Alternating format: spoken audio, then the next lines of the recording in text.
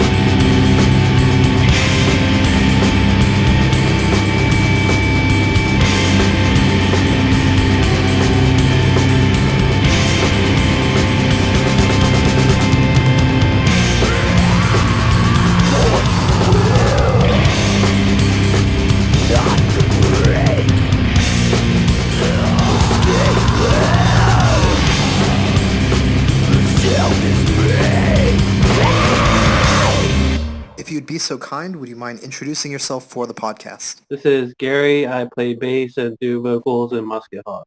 This is Martin, do guitar and vocals. This is Jason, and I play drums in Musket Hawk. And how would you describe the music of Musket Hawk? It's like a combination of all the music we we like and listen to. So we all listen to like a mix of like grind and sludge and hardcore punk, and it just kind of all comes out in our music as a mix of all that. I mean, we pretty much started this band with a somewhat of a loose mindset that we would just play whatever kind of came in the writing process, as opposed to trying to really fit some type of specific genre or style. We just, like Gary was saying, we took from our influences, outside of the project, and just really didn't put many limitations on what we were doing, trying to write and be creative without too much structure, but still keep it in a heavy vein of music. So I'd like to talk about your writing process a little bit, but before we get to that, let's talk about the history of the band. When did you guys form and what brought you together? We started in 2011, and Gary and I were playing in another project that was coming to an end, and Martin was an acquaintance, through other circle of friends, and he was actually thinking about never playing music again. No, I had officially quit music. I was done. And then I got a call from a strange number I didn't recognize, and it was like, yo, this is Jason, and said that there was a need for a guitar player. I hemmed and hawed, but I decided to show up because I liked Jason, I liked Gary, and I knew those dudes were good. And it just evolved from there. So when was our first record? This was back, 2012, shortly after we coalesced as a group. Right. So, yeah, we began in 2011, and as Martin described, that's kind of how things came together. And then we quickly just meshed and melded well from a writing standpoint and started writing a lot of material and kind of reworking some older material now that Martin, was a direct member, a major contributing member, and released a demo and and another record shortly thereafter. How long was it before you guys released your first album? I think the first album came out. We did several demos locally, and we did it ourselves. Traveled as much as we could. I think 2013 probably, or late 2012 was when we first did our debut, which was called the Form of Disgust. And had you guys been playing shows consistently up to that point? I think so, yeah. Yeah, definitely always been playing as much as we can and traveling as much as we can since we started the project. And we just recently got back from North Carolina 2 weeks ago or so, visiting friends and playing shows. How often do you guys get to tour and play live? Once a month. It depends. There's usually, for us, it's usually a season of playing out consistently, and then we'll take time to step back and be creative, and in that time frame we'll do a lot of writing. So when we're really pushing hard, it'll be a couple times a month we'll play out. We try very hard to travel as much as possible to get as far from Baltimore as possible, and to spread our wings a little bit, and then always coming back home to play kind of a homecoming show. But it really does sort of ebb and flow. So there will be times where we'll play a bunch of shows, and there will be times where we'll spend some time, on a weekly basis, writing, recording, fine-tuning what we've already got. Do your songs change at all while you're playing them live? Does playing them live affect the way that you write the songs, arrange the songs? I mean, I think we change tempos more live. We might play stuff slower, or we might play stuff faster. Just like the adrenaline of playing live kind of affects the performance of the song. Sometimes you're let's try to slow this down real slow, slower than the record, and then let's try to play. It's always fluctuating. Yeah, I guess playing live, we usually record every time we play live too, just to reflect on the performance in the show, and also maybe if we're working on writing a song, we can analyze it and see how vocal progressions are going, and cool stuff that might have happened on the guitar or whatever, So the live, I think we're very much a live band. We write in the aspect of live, and this is brutal, and this is how it feels, and if it's not, if something doesn't feel good live, then we usually axe it, if it didn't record it and we're just man, this just isn't feeling awesome live. These other songs are we'll stop playing the song. So I think we're very much a live band. Live playing definitely influences the writing and refining of songs.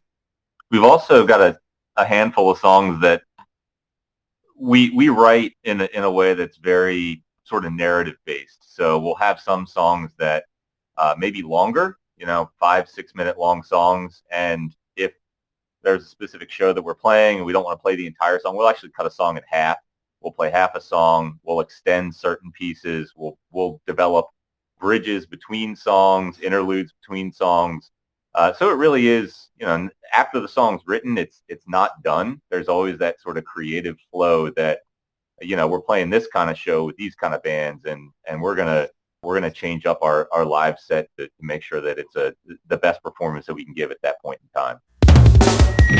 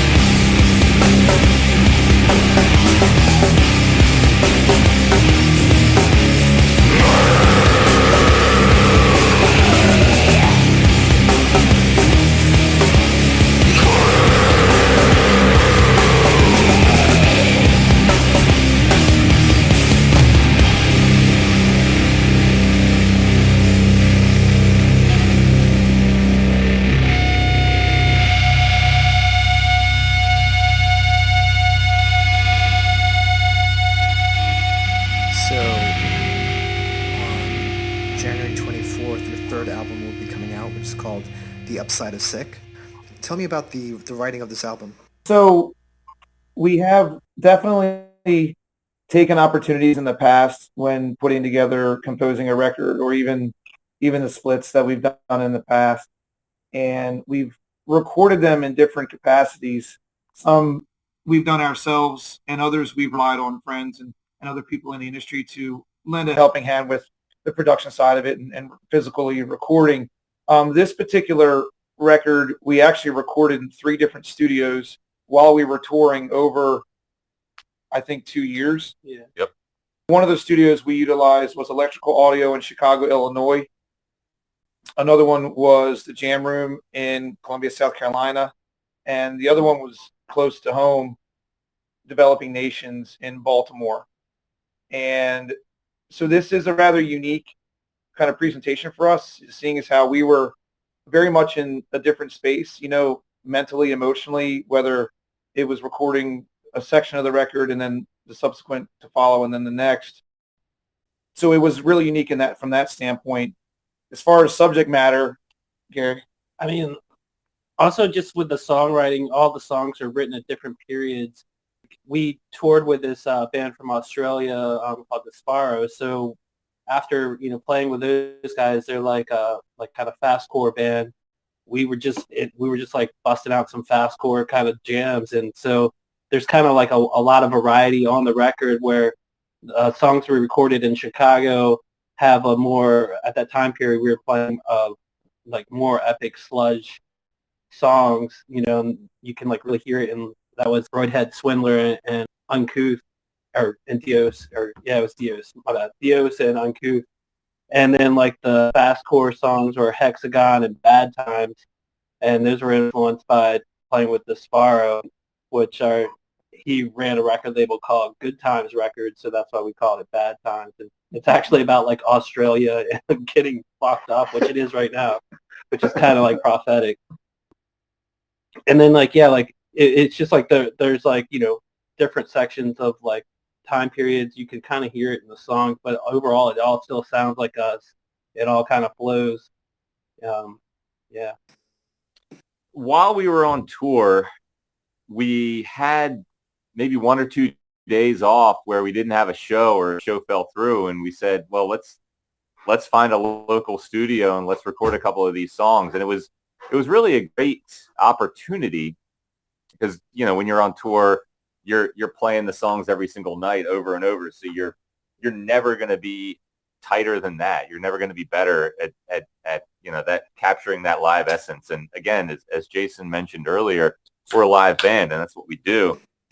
So the fact of being able to record, stop off at a studio a day or two while we're on tour, did a couple of things. So it captured that live energy, that live sort of momentum that we had, but it also was sort of a moment in time. We didn't have the luxury of being able to come back and do a bunch of overdubs. The entire record was essentially recorded live in different locations, and that's that. We think that really captures what we are and who we are as a band. So really fortunate to have been able to do that. Number one, to be able to record in multiple different locations with different people, different engineering styles, but putting it all together into one cohesive unit was really rewarding for us. We're really proud of it. We're really proud of the way it came out. And it was also like really cool, not to like go to a studio where some of my my favorite records have been recorded, and I don't really like fanboy or get like awestruck about like seeing things, but like being at a studio with like Steve Albini just walked by, and like, man, like some of my favorite records were recorded here, and then like playing, and then in South Carolina, some of my other favorite records were recorded there, and it's just like, this is really cool. And then I don't know, just like it's like being on vacation, just going to see like cool spots that like other bands have been in and that like I love listening to. Kind of neat. Do you want to name drop some of those records? Like I love like guy like Don Caballero records. There was like Breeders records and Albini's. Like it was just like master tapes just sitting there. Like Jason went to play. We used a house kit, and the kit sounded a little too big, and it was like a kit Neurosis played on. You know, we're like, let's try a different kit. But that's pretty cool that you just played on the kit that Neurosis played on. Like, you know, it's kind of neat. And like, we had homies that like Nuts Vomica and like Moonshine, like Baltimore bands that like I seriously love that would go down to like South Carolina and record. And like Kylesa recorded there. Like a lot of other bands I really loved, and it's just like neat to be like, hey man, our friends were down here recording and made sick records. Now we're down here, and like it's just, and yeah, like different styles, different setups, different room setups. I think it just makes us better as a band, like really honing in on how we like to record. Like you learn a little bit from each spot, from each engineer, and now we're like, we re-record with Kevin, and it's like we have like one of the best guys on the East Coast who like puts out like records by like, you know, Full of Hell and I mean like Genocide Pact, just like people, Ilsa, like people want a good metal record, they come to Kevin, and that dude is 15 minutes down the road from us, you know. And he's a master at his craft, you know. Yeah, that's Kevin Bernstein and Developing Nations in Baltimore. One of the three that we did record at is what Gary's mentioning, and it's a close community, and we are very fortunate to have him. And here locally. We gave him all the tracks from Chicago and South Carolina, and he remixed everything with how, and like took pretty much like the best parts of every location and implemented them onto the other recordings, and did an amazing job. And then we had it mastered by Brad Boatwright. Yeah, Brad Boatwright, and it just came out sick.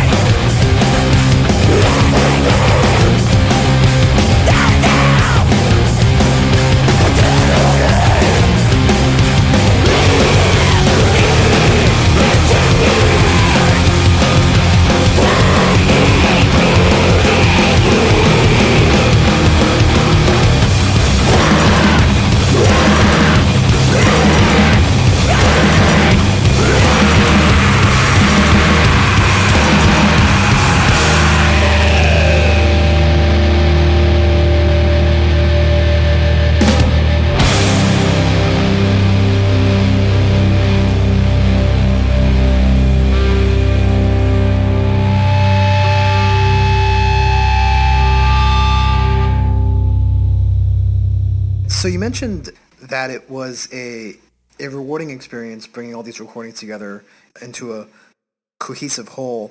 Was it also challenging? Because I imagine the recordings weren't originally they didn't all sound like they came from the same source. Right, and that was definitely more the producer and the engineer involved in taking the base material that we had recorded and blending them together so that it sounds cohesive enough to where your ear isn't drawn in one direction. It's just cohesive and clean.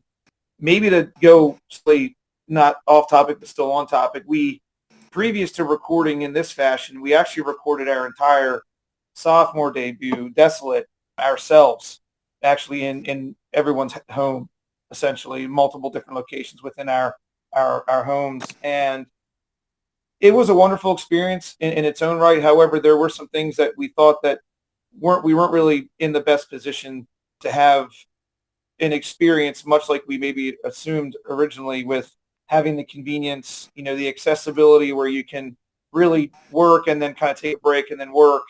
But for us, we found that doing Upside of Sick, it created structure for us and a timeline that was really necessary for us to move forward in pushing this record to completion. So having literally 24 hours to get an entire section of the record done was favorable for us in some aspects, because it really forced us to just hone in and to be brothers and to understand each other's strengths and weaknesses and work together along with the engineer and everybody else involved. And yeah, like we didn't really, it wasn't tough for us because we didn't have to deal with the track. We just gave everything to Kevin, and he said he enjoyed working with other people, recording. It's just like he was the master, like he mixed everything and let us listen to it. We gave him some suggestions. He tweaked it out, and it sounded great. Like made it not stressful at all. Yeah, the album does sound great, and if I didn't see in the notes that it was recorded. Oh, thanks. Yeah, if I hadn't seen in the notes that it was recorded in 3 different studios, I never would have guessed. Cool. Yeah. Mission accomplished there then. Yeah, Kevin really did do a good job. Like listen to the drums on Dios and on Couth, and that's those were the ones recorded in Chicago, and like that the ceilings in that place are like 35 feet tall, and you can hear it. You can just hear the snare just like crack and be super big. So we told Kevin, we're like, hey man, if you can make the other snares sound like that, that'd be cool. And he just did his thing, and then another recording is like, I really like how my bass is sounding on that recording. Can you tweak it out? And he just did it. I mean, some stuff we didn't even ask. We didn't even tell him to do it. He just took all the best parts and was like, hey, I did this plug-in, this filter, whatever, ran it through this. Everything just, great. That's awesome. The album will be released through Unholy Anarchy Records as well as Horror, Pain, Gore, Death. How did these 2 labels get involved with the release? So we had, as we mentioned, we had kind of all these tracks coming together over the last several years, and we were in a position to have some help. And honestly, Mike from HPGD and Ryan from Unholy Anarchy, I mean, they both have totally been amazingly supportive, and we're humbled really to even have anybody interested to help us get our music out into the community. So we had an opportunity to do a certain format, which was vinyl, earlier on this year. And because of scheduling and things and some limitations within time frame, not really on our part, but on other partnerships' part for the release, we had to release it when it came out as far as vinyl. And then we have another opportunity here now, similar with label availability and timeline, to now have the release also be in different formats and expanding formats. So it was honestly a little bit of a mutually exclusive situation, but we couldn't be more pleased to have, to have the support, from HPGD, Mike and Ryan and Unholy Anarchy on this release. I'd like to talk about your writing process a little bit. You mentioned that you don't want to be constrained by individual genres, and Musket Hawk does pull from several different genres, hardcore, as you mentioned, grindcore, a lot of sludge and doom metal. With all these different influences going into your music, what makes a song Musket Hawk? Like, would you guys ever come up with a part and say, no, that doesn't sound like us? Yeah, so it's typically what will happen is Gary or I will come to practice with a couple of riffs. We'll work on it all together. We'll all kind of jam on it for a bit. And then we'll think about, hey, where can it go from here? Can we slow this part down? Can we speed this part up? And it's really a beautiful relationship within the band in that we're constantly challenging ourselves. So, we'll get into, we'll start playing something for a while, and then it'll come up, hey, maybe we could do this part better. This part isn't mean enough. This isn't fast enough. This isn't heavy enough. And we're always challenging each other. And I think that's what makes Musket Hawk, is just never being complacent, never saying, oh, that riff's good enough. That's fine. Let's move on to the next one. So again, it's sort of a healthy sort of respect for each other as musicians, but also challenging each other to want to be better. So, we're playing stuff now that is faster than we've ever played before. We're playing stuff now that's slower than we've ever played before. And we just want to constantly be upping our game. And there's really never been that conversation of, oh, does this sound like Musket Hawk or not? It's just, is this what the part needs? Is this what the song needs? And if the song doesn't want it, then we scrap that riff immediately. We get rid of it. But again, it's always challenging ourselves. It's always one-upping each other. It's always trying to make ourselves better. And that's sort of our secret sauce is, I may come up with a riff, or Gary may come up with a riff, or Jason may come up with a beat. We'll bring it to the band, and it ends up being way better than it ever would have been if it were sort of created in a vacuum, which is what you get when you have, three guys who've been playing together for years and who respect and love one another and know how to play music together. Yeah, it's a really fun creative process. I always compare it to sculpting, and you throw down a bunch of clay, and then you just start chipping away and taking this away and tweaking that. And it's riffs change. We try not to something's not a Musket Hawk riff when it sounds normal. When you're just that sounds standard. If something comes up and it's where's the weird hitch? Where's the weird groove? Where's the brutalness? Where's so something might come to the table and it might not be ready for being the song, but hey, this right here on this note. Let's let that hang for a while, and then let's put a little blast in there, and let's put the weird fill in here, and now that standard whatever riff is now all kinds of weird because three different people all threw down their ideas, and we kind of hash it out, and we record every time and listen to it again removed from the band. And a lot of times when we're writing, if Marty and Jason are rolling on something, I'll just put the bass down and I just approach it like I'm listening, like I'm a fan, and I'll be like, nah, that's our biggest thing is nah. Nah. Yeah. That riff ain't it. Yeah, that ain't it. Nah, I don't like what. Yeah, so you sit back and be like, hey, I'm a fan. I'm the biggest fan of my own music, and I feel like that's how it should be. And so I like to just sit back and be like, I don't want to hinder what you guys are doing. I just want to be able to listen, throw out some ideas that I hear where the song could go, and let it rip.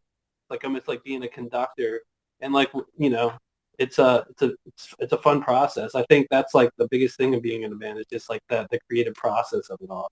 Would you say that you look for an element of unpredictability in all your songs? Yeah. Oh, yeah. Yeah, for sure.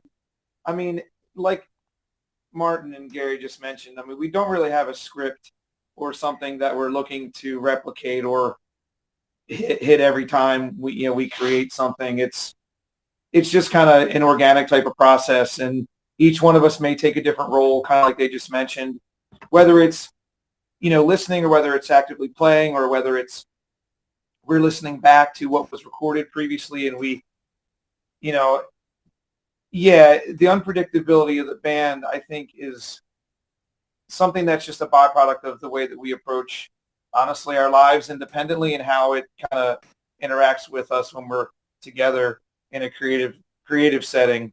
It's, again, I don't think it's intentional, and it's not forced. It just is kind of where we are in the chemical makeup of, and the chemistry of what we've worked towards for many years, and the longevity that we've been able to share space and spend time for a long time is, I think that gives us, honestly, we can take a breath. We don't have to be so pressed and so concerned about every little thing. If it is something that's an odd combination, typically we can all find a balance within each other's expressive interests and find a way to make it work. And if we can't, then we just move on and we come up with another creative riff or beat or whatever we're working on. Or song, just take a break, throw that song on the back burner and start writing some new stuff, because it seems like we can just bust stuff out. We don't even want to write more stuff, but we just start playing something and we're like, well, let's record that. And then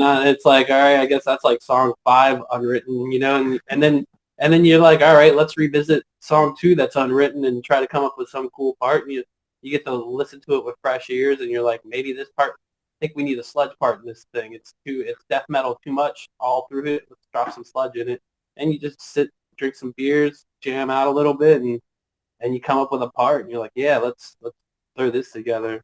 So that unpredictability is an interesting thing, and that's something that we actively, like, we kind of have to work against. So by our very nature, we're sort of all over the map, and I'm thinking about Desolate, which came out before Upside of Sick, which was, it's a little harder to approach. There's a little bit less catchiness, a little bit less accessibility to that record.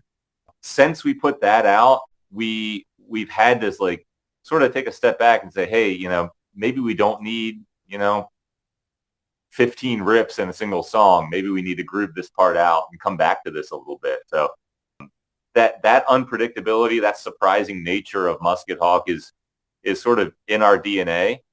But we also know that we need to think that somebody listening to it for the first time may not be able to grasp it if we're all over the map. So we need to kind of hone in occasionally and sort of streamline some of the riffs and streamline some of the songs that we put together.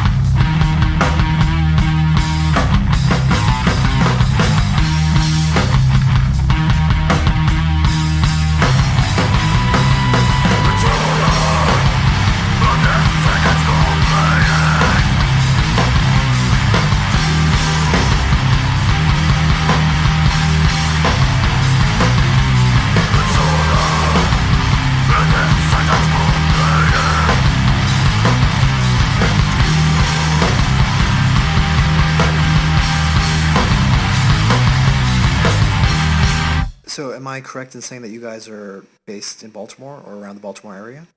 Yep. Yeah, we're a Baltimore band. Yep.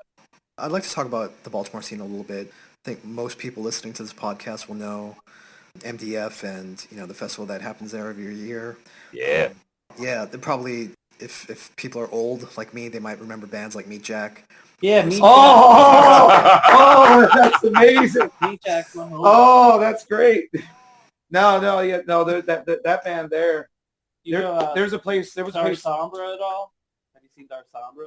Yeah. Yeah, I love Dar yeah. Sombra. Yeah, They're probably my favorite Baltimore band. Yeah, we had a chance to play with them about a month and a half ago, actually, at the Auto Bar in Baltimore. So Dar Sombra, of course, not Meatjack. Yeah, and it was actually a memorial for our friend Pete from Form of the Lotus. Yep. And it was cool to see, rest in peace. That dude was great. I don't know if you ever listened to that band, but if you never listened to Swarm of the Lotus, go look them up right now. They're heavy as fuck. They did a split. They did a picture disc. I'm sorry, on Reptilian. That's Reptilian Records out of Baltimore years ago. It's an excellent picture disc 7. No, but Meatjack. There's a place years ago called How Daddy's in Baltimore City, and that's where all the bands played, Meatjack included, and a lot of other bands who later went on to be more established, I guess you could say. But no, Meatjack, I appreciate you bringing that up in this conversation, Adrian. Thank you. That's a great call. That's a band I show people a lot of times, and they're like, "This is band. I'm gonna check this band out. You're gonna love them." Oh, I fucking love that band, man. I used to see them. You ever get to see them live ever? Maybe. Yeah. Because I went to school in New York and Right on. I went to college in New York, and so I got to see them at least 3 times, maybe 4 times. I'm not sure, but Yeah, they were great. I mean, like with all the projection. It was always, I'd go see them anytime. Yeah. And same with Dar Sombra. Whenever Dar Sombra plays, I go see them. It's like a total experience. I love it. Yeah, so Brian's he's been on the podcast a few times, and so has is it JR, their projectionist? Oh yeah, I remember him. Yeah. Yep. He was actually running a label here in Southeast Asia for a few years, and so I ran into him, and he was on the podcast, and he sent me a bunch of the stuff that he'd been involved in. He was doing a noise experimental label out of Indonesia. Wow. That's awesome. That is awesome. Meatjack brings back a lot of really amazing memories, and yeah, seeing them made me step. I saw them live. I think it was like on Halloween or something. Yeah, at How Daddy. Me and Jason went down, and it was like the transition from going to like VFW and fire halls to going to like a bar and seeing like, I think it was like Meatjack, Treffin, maybe Dave. I think it was Bottom from New York. Bottom. Yeah, all female. And seeing all these bands play and being like, man, we got to be tighter. We got to be way tighter. These bands are so tight and they're so heavy. Like, so it's definitely like inspirational. Like, to like step your game up. Like in writing music, it's never been like, oh, that sounds all right. It's got to be like, does this hang with everything else that's out there? Is this hanging with the heaviest shit that's out in Baltimore right now? Is this hanging with my favorite band? Like and like holding that standard. What show? Do you remember some of the shows you saw? They brought a band down years ago called JJ Paradise Players Club years ago. They were from New York. Yeah, members of Unsane. Oh, okay. I don't know. Do you remember what shows you saw when Meatjack played in New York? Yeah, so one of the greatest nights, maybe 2 days of my life, was a summer fest that they played, which was organized by Ralphie from Disassociate. It was called the Loudest Fuck Fest. Oh yeah, absolutely. And man, like, did Cattlepress play? Yeah, absolutely. Yeah. Yeah, man. I mean, that's where we draw all of our influences from. It's like that genre of music.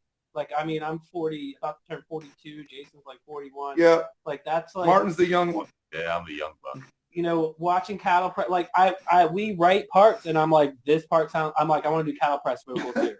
Like, where stuff's just hanging, it's just like, like, like, it's like, what would... like, that's where we come from. Like, like, Converge, Dillinger, Pig Destroyer, Mastodon, seeing Meatjack anytime you could, Yeah, no, I So how old are you? If you don't mind me asking, how old are you? I'm just a little bit younger than you. I'm about to turn 41 in May. All right. we're good. I'm turning 41 in May. No, you turned 42. Oh, I'm wrong. Oh, you're wrong. You don't even know how old you I are. don't know. I don't even know what day it is. Yeah, I mean, I'm sorry. I'm about to turn 42, and like February 9th, I'll be 42. No, dude, this is a great conversation. So now that sounds amazing. So what year was that? Do you remember? So my memory's not what it used to be. I've got Swiss cheese for brains now. Was Today Is the Day on that? Yes. If I'm not mistaken. Yeah, 'cause I remember seeing Today Is the Day And Disassociate, right? and Cattlepress in Baltimore. Yep. For like, what was that album? In the Eyes of God or something like that? Yeah, I think yeah, it's a God record. Yeah, that's right. So if I'm not mistaken, because I'm mixing up a couple of these fests because Ralphie did a bunch of them, but I'm sure it was a good time. Yeah. but if I'm not mistaken, when Meatjack played, they played with Grief, they played with Damned, which was the band that eventually became Kylesa. Oh yeah, dude, I have that's amazing. videotape of them playing it out at it somewhere. Yeah. They played together at the small bar we were. That's another referencing. reason, like, we recorded Jam Room is like the Kylesa Damned record. Yeah. You know, like all those. Like, I always liked that sound that was coming out of that studio. Dude, that band was so nasty too. Female vocals, so nasty. Yeah. He passed away too. Rest in power. Yeah. That's right. No, this is a great conversation, man. I'm so excited about talking about this stuff. Talking about the same East Coast shit, like yeah. half No, but to Gary's point, that's when we really started to like consider doing something like cohesive in a band. Right when those bands were active, I guess it was late '90s, honestly. Late '90s, early 2000s, pretty much when all that started to happen, and we just, it was inspiring, honestly, to attend a lot of those shows and, like Gary said, kind of look at it and be just be like respect the process and how they created the music and how they presented themselves, and they're all amazing people, even whatever 20 years later, they're all it was good people. It was a very special time in Baltimore, to be honest with you. Nothing against what's going on now or what happened 10 years ago or anything, but that was a really, really special time to be in the Baltimore community, and I'm very thankful to have even been involved and all that. Yeah, I think Baltimore doesn't really get maybe the due that it deserves. There's, for an area that produced The Obsessed and a lot of those great doom metal bands, I don't know if people really think of Baltimore as being a big scene. I mean, I think it lives in the shadow of the DC scene a little bit and a lot of the stuff that's going on in Virginia. And of course, on the East Coast, you've got Boston, New York, all that other stuff. But there have always been great bands coming out of Baltimore. I'm curious, how is the scene now? How has it changed? That's a great question. I mean, I think a lot of times in any community, in my experience, just like we're talking kind of about, just going through anyone's life, right? You're 15, you're 20, you're 25, you're 30, you're 35, 40, so on and so forth. We booked a lot of shows for many, many, many years. And it was all in an effort to meet people from out of town. And so we could tour, we could trade shows. And a lot of times taking that active role in your own community, it's a lot of responsibility, but it also brings you a lot of reward and sometimes frustration and stress. But we booked shows for many years, honestly, because just like we're talking, we were trying to hang out with bands that we enjoyed and people that we enjoyed on those shows as much as we were trying to bring, an art form to the masses or the local community, whatever you would consider it. That being said, I think a lot of natural evolution within any community, whether it's Philly or DC or whatever, Long Beach, it has to do with kind of a generational influence where those folks that were so active when they were 15 and 20 and 25 and 30, maybe some responsibilities have changed, but there's other part of the community that are now those 18 and 20, 25-year-olds that are kind of giving back. I think it's pretty much a recycling bin. I mean, Baltimore's gone through phases of where there's I mean, there's been street punk and there's been tough guy, and there's been a lot of different types of music that have kind of been more popular just from a standpoint of attendance.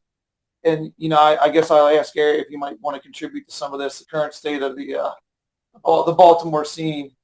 It seems like it's on the upside, I'd have to say. You know, like The upside of yeah. I mean, there's this band called No Mas. They're sick. They're from DC. Like They're DC real good. Area. There's We just played with them. yeah, I mean, there's an ebb and flow in Baltimore.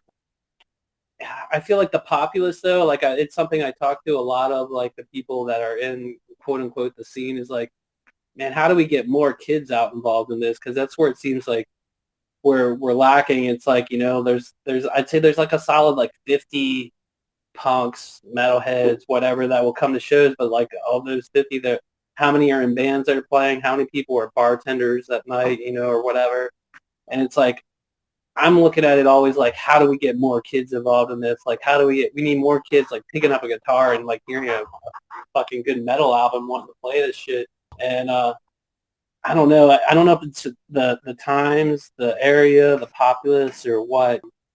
I don't think it's unique to Baltimore, though. Yeah, I think it's kind of widespread. That's probably a universal thing that we don't go out. We don't coalesce as human beings as much as we used to. We don't, you know, go to shows. We don't hang out.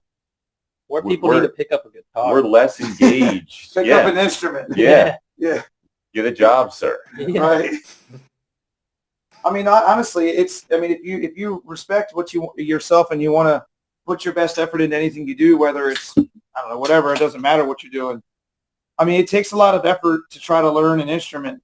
You know, it's awesome in theory at some point, right? Because you're like, oh, I can do this. Let me get a guitar. Let me get, you know, some drumsticks and hit on some things. But to do it at the point where you can have some longevity, I mean, you reach a plateau when you're learning an instrument to where you're either going to give up 100% and be done, or you're going to persevere through that transitionary phase. So, yeah, like Gary's saying, pick up a guitar, pick up an instrument, and that's not the only role you can take. Of course, I mean, you can be involved in zines, you can be involved in distros, you can be in shows. Yeah, you can book shows, but it takes everybody, you know, to kind of find what they feel most comfortable with in the community and just work together, you know, do it together to keep it strong and have it sustainable.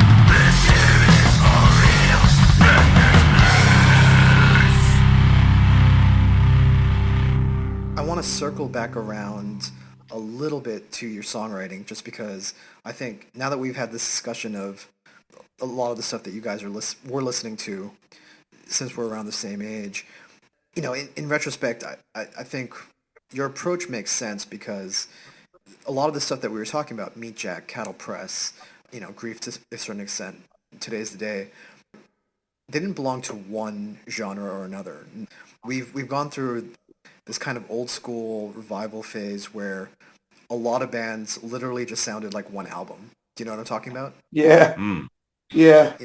You had a bunch of bands that either they sounded exactly like Rain and Blood, or they sounded exactly like the first Entombed album, or pick an album. Like there are a bunch of bands that sound just like that album. And I think from the era that we came from, there was a tremendous amount of experimentation, and it was kind of everywhere. It was like you had bands like Cephalic Carnage and Soylent Green doing what they called grindcore, but their version of grindcore had a lot of doom and sludge elements to it. Yeah. Yeah, I mean, and even Cephalic, I mean, there was some jazz mixed in there, man. It was, I mean, that was, drummer. I kind of look at it as like it was the anti, just like from writing for me, has always been like that verse, chorus, verse, Nirvana. Like I love Nirvana, but like, the top 40, it was like, let's go against this. Let's not have one riff repeat. Like let's see how let's examine this creative process and like really push it. And like instead of having like a song being very predictable in their movements, like having it be a linear journey, where you're like, man, that's how I've always looked at all of our songs, is like, here's this intense anxiety part. It's more like emotions, and like here's the calm that you're feeling, then like now we're pushing forward in this, and it's like, okay, and then at the end of the song you're like, man, that was a long journey, and I think it was like for me it was a rebellion of writing the formulaic songs, and like a lot of times, like we were talking earlier, is like we have to check ourselves on that, and we got to be like, well, like I mean, like Dios Mio, that song's very formulaic, and it's just like everything's so groove, and we were just like, hey, let's really like go against what we were doing, and also we were like, we're recording in Chicago, we can't be like the craziest band that's going to happen. Like we can't have 15 parts that we're going to try to lay down and 20 different time changes. Let's like this song calls for groove the fuck out, and like so we got to keep ourselves in check like that. But like generally we're all, here's the journey, let's go. Like and we're not trying to write. I mean, metal is never going to be. We're not going to be up there with Taylor Swift like played on the radio or whatever, So it's like, let's have fun. Let's take this journey and see where the hell it goes. And if it feels awkward at any point, well, then we're going to change a little part and make the journey a little, like, well, maybe it needs a blast there. Maybe it needs to slow down there, like. It always needs a blast. It always needs a blast, I mean, what keeps us going, honestly, in this band is the fact that we can write together still after so many years, not to be whatever, but if we've mentioned it many times to each other, if we ever have a serious issue with writing music together, then we're going to have to reevaluate the project. But we're so fortunate that we really do have the ability to write kind of to the point to where it's just a natural type of feeling, not that we don't junk riffs or whatever, like we said, we do that, but that's really, I think, where our pure enjoyment of just being in the same space together and playing a musical instrument and then bringing that together, that's kind of where our core enjoyment lies within the writing process, and everything else that we've done with this particular project has just been an extension of that, whether it's touring or whether it's releasing records or whatever it would be that you do, as find as much balance as you can. I mean, for me, music is therapy.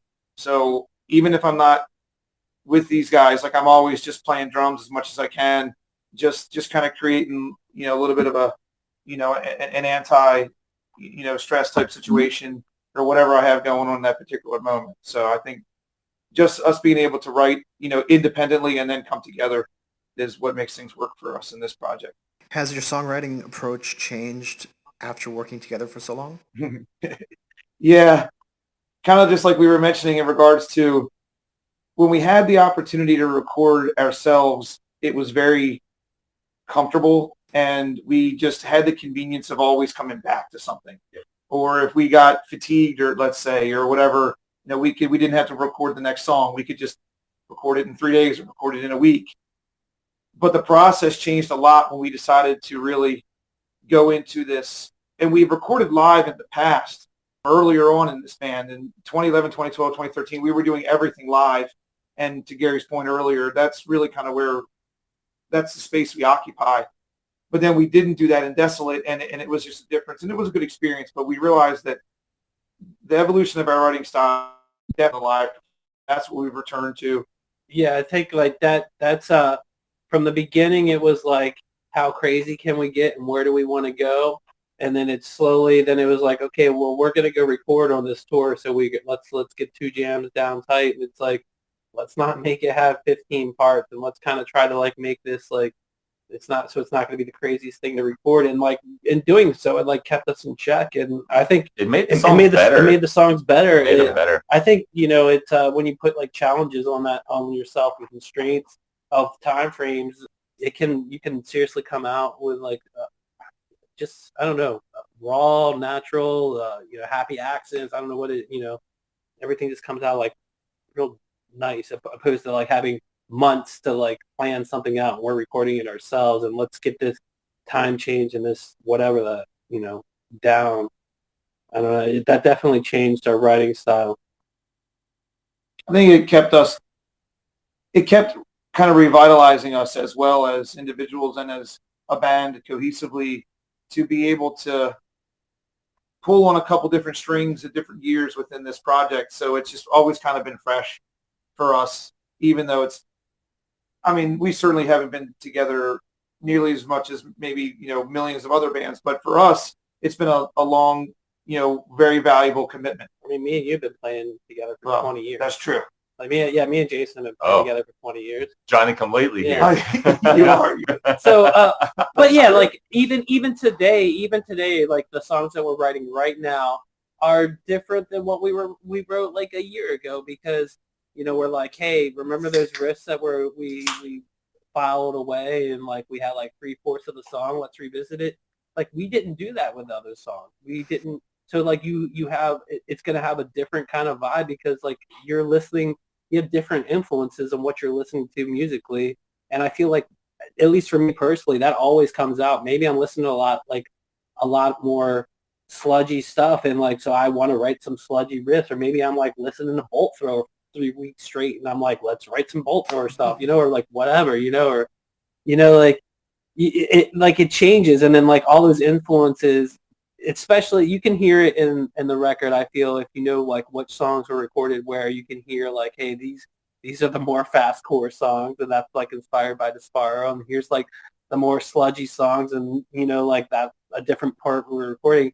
And we're doing that even still today, but only like, hey, let's revisit like that third new song we had when we were all listening to some death metal shit, and I'm like, well, shit, let's put some sludge in it now, and it's like it changes how, but it still sounds like us, because it's us, and we're going to hold it up to the standards that we hold everything to. And like if I don't want to listen to it, I don't want to play it. So yeah.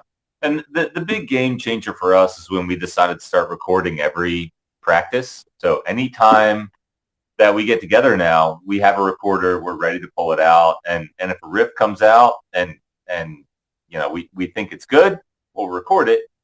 We'll revisit it later. And 4 years ago, before we decided to make that commitment, all of that will be lost.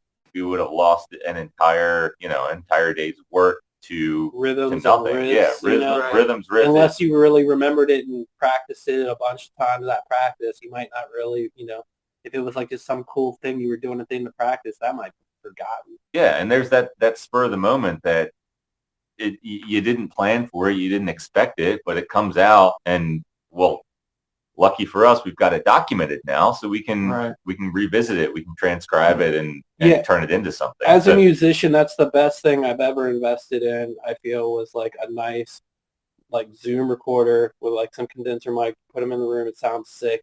if you wanted to explore it more, you can make your own demos, But just like having that, like a solid, good sounding recorder that you point the mics at, like the kick and the guitar, it's going to come out, and you can sit down, you record, you play something you just came up with, you're like, let's take a $5 and listen to what we just recorded, and you can be like very objective on like how things sound, and it sounds really like it sounds demo quality.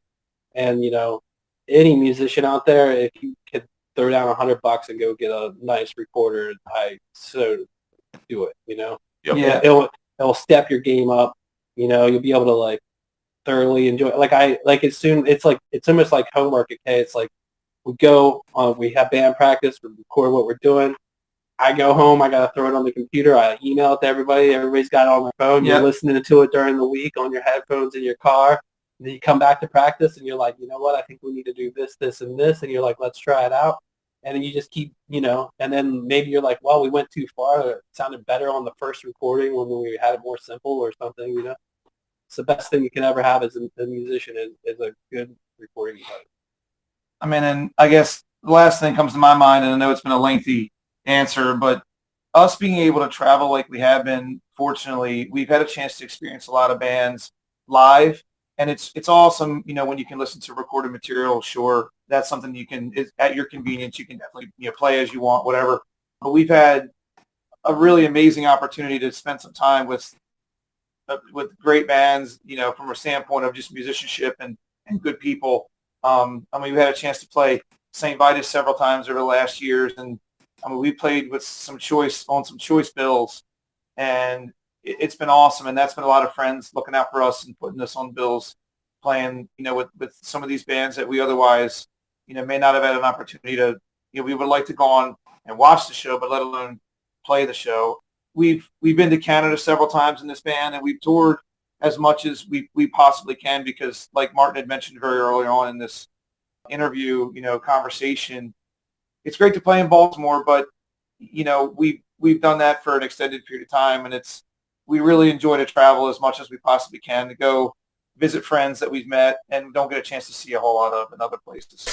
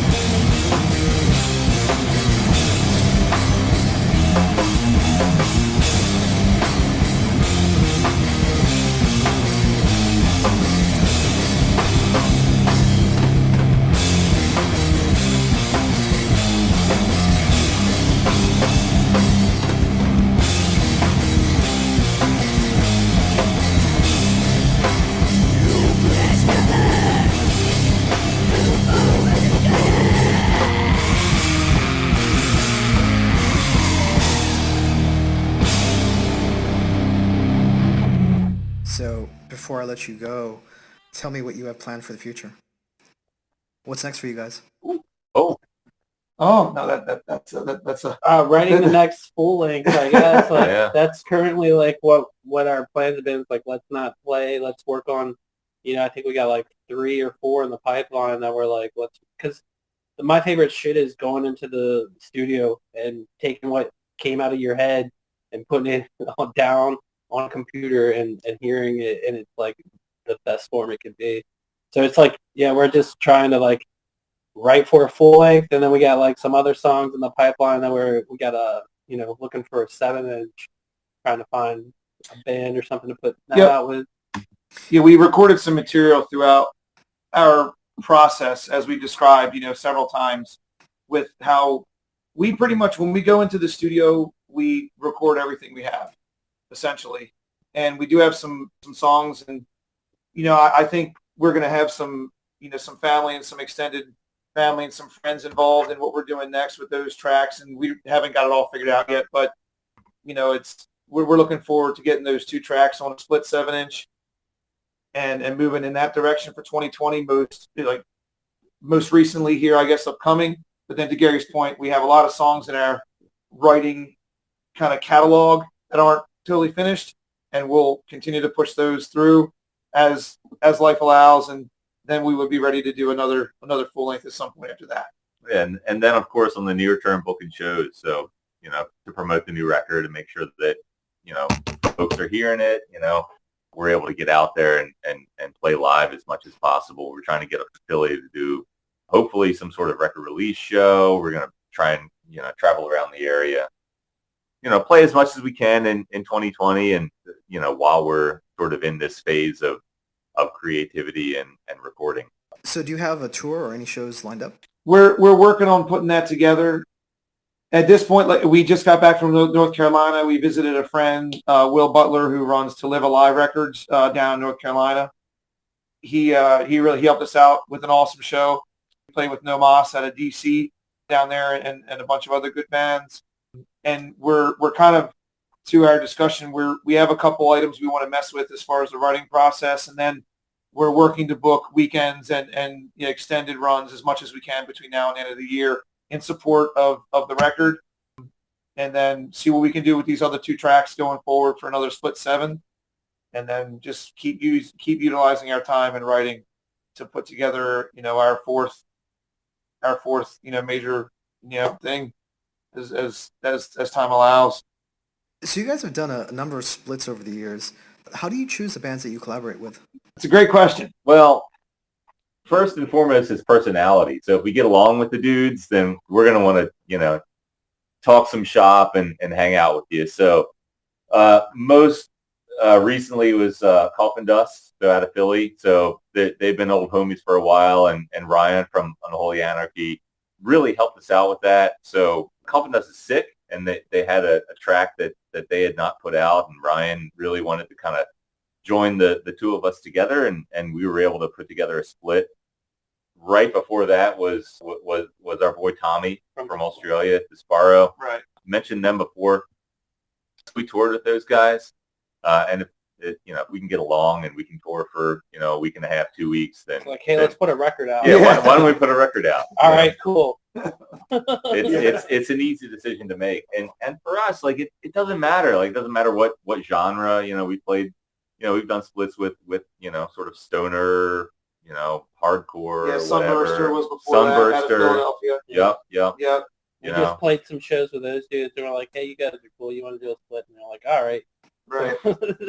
And it's like, yeah, that it's kind of got like Disparo's like a fastcore band, Sunbursters like kind of like I Hate Gods, Like hardcore stuff. sludgy hardcore, and then Coffin Dust like more metal. And it's just like, hey, like let's just get music out there. Let's make art. I just like making art and like being like, hey, look at this. We made this. This is cool. Right. And Gary does like 98% of all the art that's ever come out. As far as anything we've ever done from a visual aesthetic, Gary's been involved in.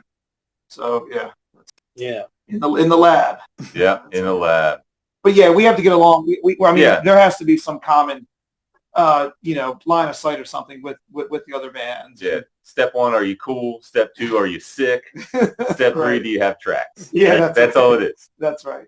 And we've been very fortunate, again, as we mentioned here several times, to have had people and friends, extended family interested to help us with bringing music into the community.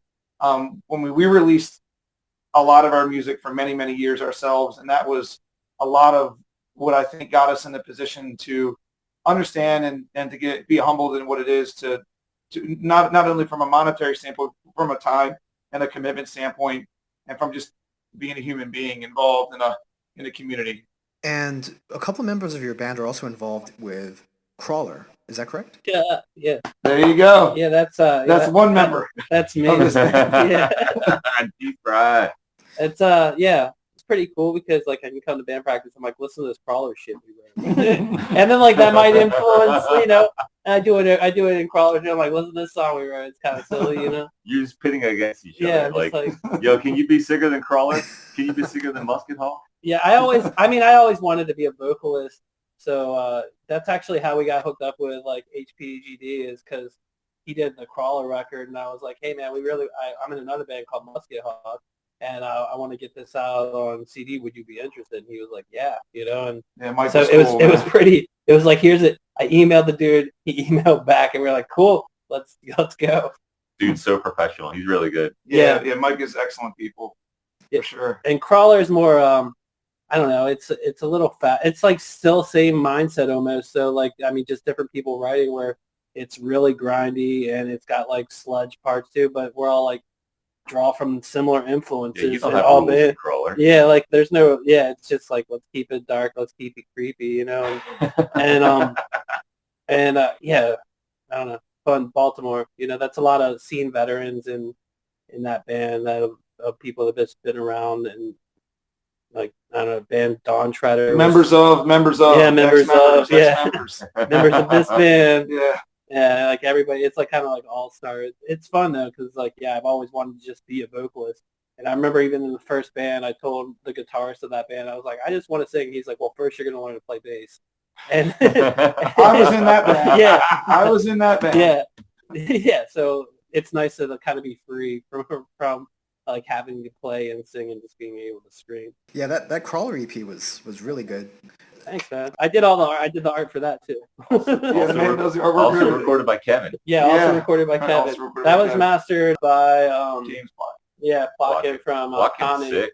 Yeah, that I like how he did. I like both guys master that have a certain ear, and they're both pretty cool. Yeah, Plotkin did our Coffin Dust Musket Hawk split.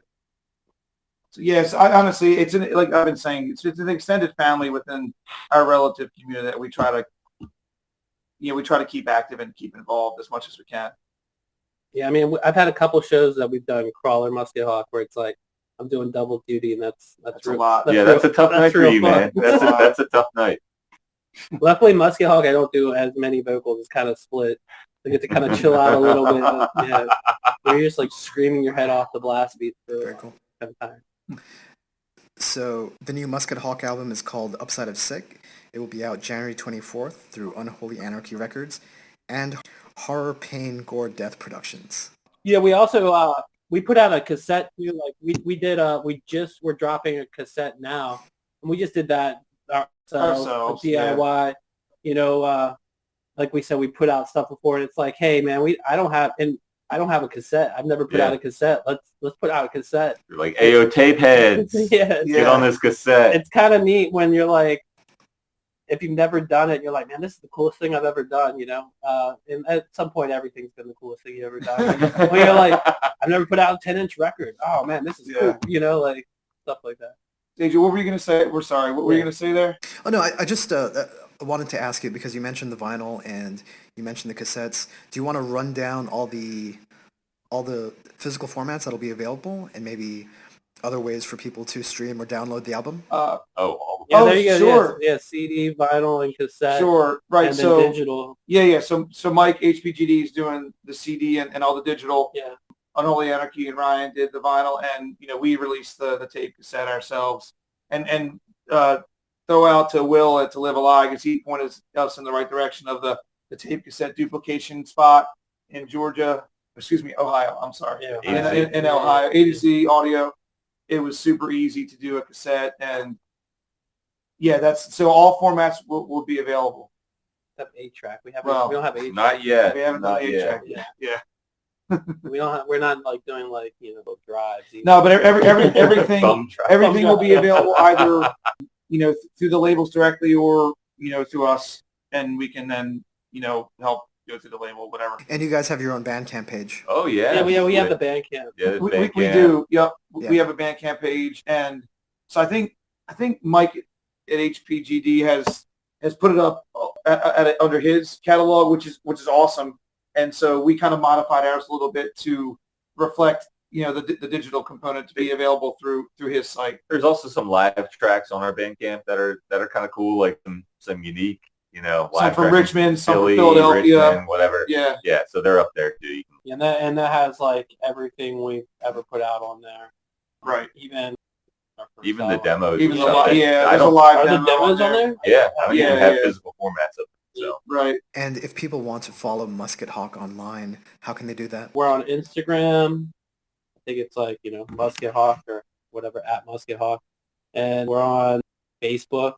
Probably / Musket Hawk. probably find that Musket Hawk. Yeah. It might I be mean- Musket Hawk ND. I'm like go into Google, type Musket Hawk, and click on the ones that look like bands and not birds or muskets. Yeah. Right. Yeah. That's you know how that band came about. Yeah. How So we it did. actually the band name actually came from Cypress Hill. Black Sunday. Yeah, and it's like I'm a chicken I'm a hawk, chicken. hunt for a chicken, and then later on in the song he says something about a musket. I'm a pirate shit.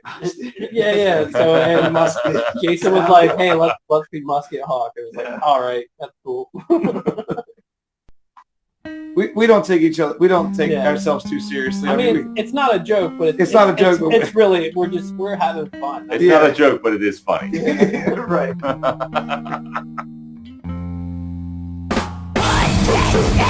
Discriminate.